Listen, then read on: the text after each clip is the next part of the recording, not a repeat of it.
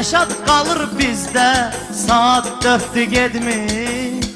Bayra vızıldadıram, gecən xeyrə qalsın. Komkadan yatmırsan, mal sənə qurbandır. Dimidrol da qatıram, gecən xeyrə qalsın. Dimidrol. Atam da zəng vurdu, evə gələcəksənmi? Kişini də aldadıram, gecən xeyrə qalsın. Deyirəm qardaş, lök batan Orxanı, qəbri üstə oturan, gecən xeyrə qalsın. Rəşad o dediyimi qatıb dincələrsən, orucluqda boşluq yatıb dincələrsən.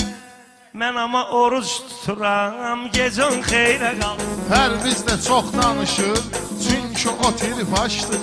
Böyləkdən deyirsən, stulum da yaşdır. Yoxsa mən oxşatıram, gecən xeyrə qalsın. Yoxsa mən oxşadıram, gecən xeyrə qalsın.